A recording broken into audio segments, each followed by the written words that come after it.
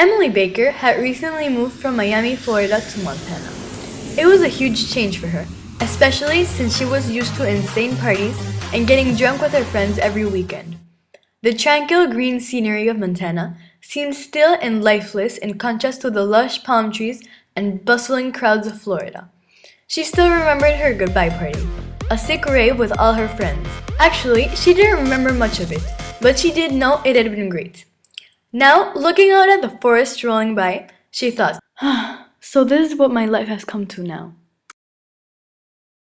During lunch, the first day of school, she immediately identified the popular clique and tried mingling with them with the usual Miami approach. Give them a dazzling smile, sit down, and talk about the latest Lana Del Rey album or the cutest nail polish at Sephora. She sat down a little nervous and introduced herself. The girls at the table gave her tight smiles and looked at each other with knowing looks. Heather was offended and confused. Who were they to do that? They kept on talking about their usual gossip, though it wasn't what Heather expected. Instead of talking about who broke up with who and about last night's party, they were talking about books and hiking. When she couldn't stand their trivial chit-chat anymore, she stood up from the table and left. There was a decent-looking group of girls sitting a little ways off.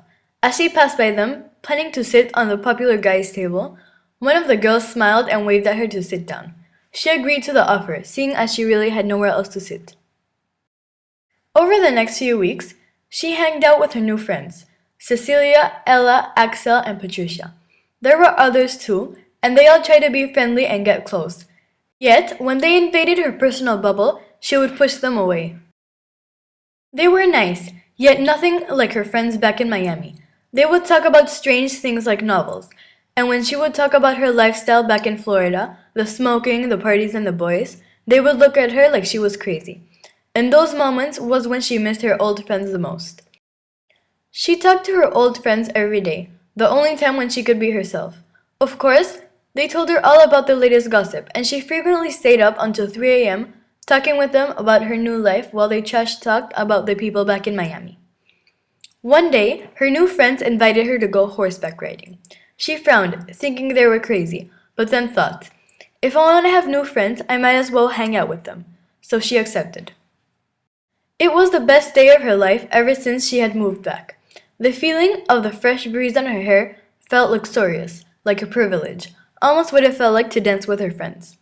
She walked out of the meadow happy, laughing together with her new friends. It was then when she noticed that maybe she could be happy in this new, strange city. Still, the Miami nostalgia was too great. Over the next few months, she would go out with her friends to the mall, had pillow fight sleepovers, and even went to the spa. It didn't look at all like her old life, but now she realized that laughter was a better medicine than a voice slurred from alcohol.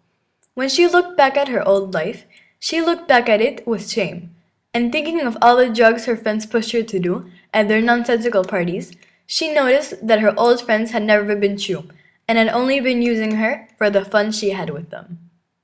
Real fun was staying up at night watching the stars and talking about their problems and feelings without any humiliation, racing through the meadow on their horses with flipping manes. When one day her best friend back in her old home talked to her, saying that another old friend had turned into an attention seeker, she turned the chat off and never talked to her again.